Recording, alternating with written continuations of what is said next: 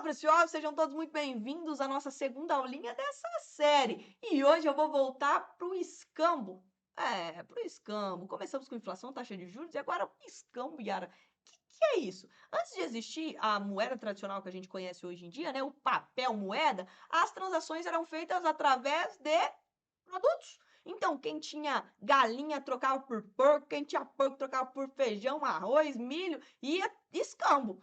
E a gente ia trocando. Só que era um problema isso, porque às vezes eu tinha minha galinha ali e eu não queria, eu queria um pouco de soja, sei lá, e o dono da soja não queria a minha galinha. E daí o que que faz? Aí pensaram assim, o que que todo mundo aceita que daria para a gente convencionar, né? Opa, eu vou te pagar com sal. Sal naquela época, todo mundo precisava de sal, porque sal dava para você alimentar a sua produção ali de gado, de não sei o que se alimenta de sal, e você conservava as coisas dentro do sal. Então, convencionou que o método de pagamento que todo mundo gostaria de receber é sal. Daí que vem a palavra salário. Opa, vem trabalhar aqui para mim, eu vou te pagar salário. Salário, vou te pagar uma trouxinha de sal. Só que daí, imagina o funcionário trabalhou lá um mês inteiro, ganhou sua trouxinha de sal, tá indo embora, vem um toró. Chuva que Deus manda. O que vai acontecer com o salário dele? Vai por água abaixo. Aí falaram, gente, esse negócio de sal não tá dando certo. O que mais que todo mundo gostaria de ter? Moedas, metais preciosos, ouro, prata, e daí fizeram o quê? As moedas. Moeda de ouro, prata era a moeda era de ouro. Hoje em dia, a moeda é feita, sei lá, de latão, não vale mais nada aquilo lá. Mas antes, as moedas eram feitas de ouro, prata, metais preciosos. Só que, problema de novo, você tá com o bolso lá cheio de moeda. Cheio de moeda. Aí você tá andando do quê? Carroça. Aí a carroça vai. O que acontece? A moeda preciosa vai lá e aquilo lá era tipo um sininho pro bandido. O bandido já olhava a sua carroça e falava, vou assaltar, vou assaltar. E daí as pessoas falavam, meu Deus, mas não dá pra ter moeda, porque as pessoas ficam assaltando a gente. Não dá, o bolso cheio de moeda. O que que fizeram? Pegaram essas moedas e começaram a deixar em um lugar e pegar um recibo. Opa, seu Tião, guarda aí minhas moedas, me dá um recibo. Aí esse recibo ao portador, eu comecei a negociar. Fala assim, ô Joãozinho, você não me vende isso aí? Eu vou te dar um recibo que eu tenho lá guardado. Tantos de moedas. Tá aqui a minha quantidade de moedas para você. Aí, meu filho, que surge o quê? O dólar. Antes era um recibo, depois que se tornou, falou, então vamos convencionar. Todo mundo guarda aqui, e daí surgiu também o quê? Os bancos. É legal essa historinha, né? Porque ninguém sabe como é que a gente vai parar até aqui, o que é inflação, o que é taxa de juros, caiu muito paraquedas, né? Então, isso que foi a evolução do dinheiro. E por que que eu acredito tanto nas moedas, nas criptomoedas? Uma, porque vocês já entenderam que a inflação faz com que o sistema econômico ele colapse se a gente pegar um governante ruim, como na Venezuela, na Argentina e vários outros países que aderiram a um governo que imprime-se muito dinheiro, né? Não é assim que resolve. Então, ele pode colapsar e acabar com a população. Imagina, o real ele foi feito em 1994. Ele veio para solucionar um problema de hiperinflação. Imagina, eu, tipo, nasci em 1990, nasci no meio da hiperinflação ali, o pau torando, o bicho pegando, e em 1994, o real valia 1 para 1 com o dólar. 1 para 1 com o dólar. Imagina se meu pai faz uma poupancinha para mim em real. Só da diferença pro dólar, eu já teria perdido aí 5 vezes. Eu empobreci 5 vezes. Eu, Yara, nasci empobrecida. Foi empobrecendo. Meu pai me deu X mil e fiquei mais pobre. Fora isso, é que, vamos supor que meu pai me deu R$ 1.000. Yara nasceu lá, depois, quando ela tinha 5 aninhos, pum, deu R$ 1.000 para ela. Uma que em dólar eu fiquei mais pobre. Duas que no próprio real eu fiquei mais pobre. Em 1995, gente, eu tenho lembrança de eu criança, eu ia num boteco aqui que chama Que Coxinha, boteco não, mas uma lanchonetezinha. Eu comprava uma coxinha, um juninho, sabe aquele refrigerantezinho desse tamanhozinho aqui? E uma tortuguita com R$ 1.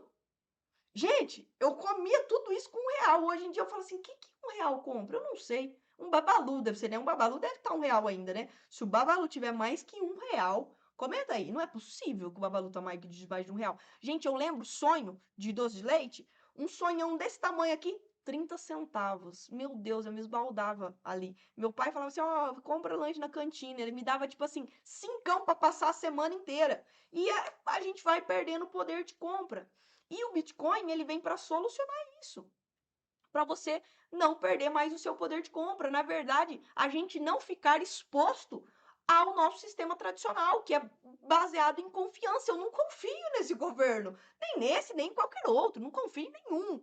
Entende? A gente larga a nossa responsabilidade, da gente constrói patrimônio, guarda, investe, constrói patrimônio, constrói patrimônio. Aí vem um Zé Ruela e faz um governo lixo, imprime dinheiro pra caramba, e eu que era rica fiquei pobre do nada.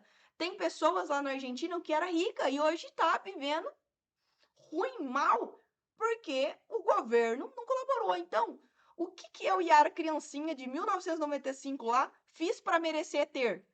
Em dólar, tem empobrecido 5 vezes. E também o meu dinheirinho que meu pai me deu lá em Milão em 1995, ele ter perdido 87%. O que R$ 1.000 comprava lá em 1995, agora precisa de, coloca aí, trocentos mil reais, nem sei, cara. R$ 1.000 hoje vale aí cento e poucos reais, 130 reais, isso mesmo. Os meus R$ 1.000 hoje vale R$ 130.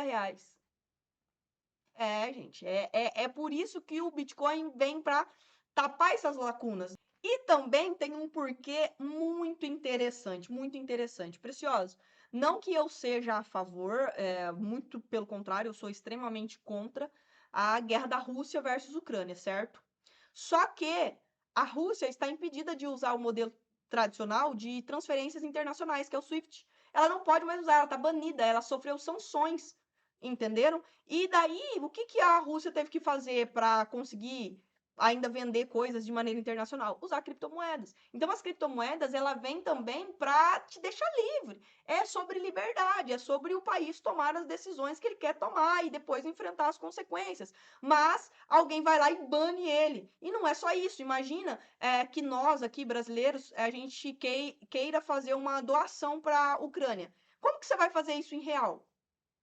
Como que você vai explicar que você está mandando, sei lá, R$ 100.000 para a Ucrânia? Como as criptomoedas dá. Inclusive, eu doei dinheiro lá para a Ucrânia quando começou a guerra, né? Hoje a guerra ainda existe, mas a gente nem lembra mais de guerra, né? Eu doei dinheiro para a Ucrânia. Quando isso seria possível, cara? Quando isso seria possível no modelo tradicional? Então, quando você pensa que o Bitcoin ele pode ser uma reserva padrão Bitcoin, né? Antes era padrão dólar, padrão ouro, e imagina padrão Bitcoin, tudo ser cotado em Bitcoin, mas a gente use uma outra moeda para transacionar, tá? Então, tirando isso também, galera, dele conseguir fazer transações rápidas e fáceis, 24 horas por dia, 7 dias por semana, não para nunca, que você não sofrer sanções, porque é uma rede livre, assim, é descentralizado, não tem nenhum chefe que fala assim, ah, o governo dos Estados Unidos bloqueou. Não tem dessa, é livre, né? É livre. Eu acredito que as criptomoedas vai suprir a necessidade da gente ter um intermediário e ficar pagando imposto para tudo. Por quê? Imagina que a gente volte à era do escambo, mas digital. A pessoa tem o gado, tem ali a plantação, ao invés dela comprar as coisas com dinheiro, ela pode tokenizar, né? Fazer aquilo virar uma criptomoeda. Então, o seu João tem uma fazenda de gado e cada gado que ele tem é uma criptomoeda. O quilo do gado, sei lá, tá valendo, não faço ideia, não entendo nada disso, mas tá valendo, sei lá, R$ 100 o quilo do boi, nem sei se é isso, mas ele consegue colocar um valor em cada cabeça de boi e ele pode transacionar essas moedas. Fala, ó, minha fazenda tá valendo X, você aceita tantas criptomoedas? E a gente volte ao escambo digital, aonde cada coisa vale uma moeda digital. Yara, eu não tô conseguindo entender, cara. Como assim escambo digital? Agora travou meu cérebro. Imagina, eu tenho ação do Itaú, tá? Eu tenho ação do Itaú e eu chego no restaurante da Dona Maria, falo, Dona Maria, cara, hoje eu tô zerada de dinheiro, lascou-se. Só que eu tenho ação do Itaú. A senhora aceita? A Dona Maria fala, opa, sempre quis ter uma ação do Itaú. Eu aceito, me manda. Que jeito? Que jeito que manda ação? Não manda ação. Não manda ação. Para eu pagar a Dona Mariazinha, eu tenho que esperar estar no período de pregão, vender as minhas ações do Itaú, esperar 24 horas para cair na minha conta, para depois fazer um Pix para Dona Mariazinha. Ah, não dá. Não dá. Entende? Imagina se a gente consiga que as ações, ao invés de ser ações, sejam criptomoedas do Itaú. Ó, dona Marizia, eu tenho uma criptomoeda aqui do Itaú. Então, nada mais é do que as ações da empresa se tornarem criptomoedas e você conseguir facilmente transferir. Então, imagina que se produto ou serviço e empresa se tornarem criptomoedas, por que eu quero moeda fiduciária? Para que eu quero ir para o real? E se eu não for para o real, como é que o governo vai saber? Como é que o governo vai taxar? Isso é simplesmente sensacional.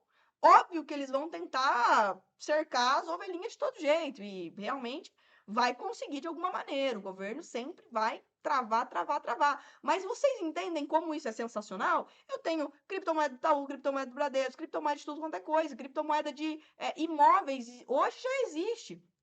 Inclusive, galera, tem uma senhora, hoje em dia ela já deve ter uns 90 e poucos anos, ela tinha 89 na época, acho que 89. A dona Lenita, digita aí na internet, procura, Dona Lenita compra o primeiro imóvel digital do Brasil. A dona Lenita tá ganhando de nós, que ela comprou o primeiro imóvel digital. Você tokeniza o seu imóvel. Você fala assim, olha, esse apartamento aqui vale 1 milhão, cara, mas não queria me desfazer dele, mas tô precisando de um dinheiro, vou tokenizar ele, vou abrir cotas, vou abrir 10 cotas. 2 cotas que seja, e vou vender uma parte dessa cota. Daí a gente divide o aluguel entre os cotistas dessa criptomoeda, né? Desse token. Eu tenho token do imóvel, então você consegue tokenizar o imóvel. Então, fundos imobiliários, você vai ter tokens dos fundos imobiliários. Por isso que eu falo do escambo digital e talvez não esteja fazendo sentido para vocês, mas ao longo lá do curso vocês vão entender como que faz essa tokenização, o que que é tokenização de ativos e como que as pessoas já estão conseguindo tokenizar e vender imóveis ou produtos ou serviços. Preciosos, essas aulinhas aqui, parabéns por vocês terem assistido. Creio que poucas pessoas vão ter a curiosidade de entender como a gente chegou, mas quando a gente entende que o modelo tradicional está um fiasco, a gente consegue entender o porquê que as criptomoedas podem revolucionar a maneira como a gente conhece os métodos de pagamento. Preciosos, tamo junto, bom treinamento para vocês. Qualquer dúvida, me chamem, não comprem nada aí no achismo, vamos trocando ideia lá no grupo. Isso daqui é uma grande comunidade que a gente tem que se ajudar. Valeu!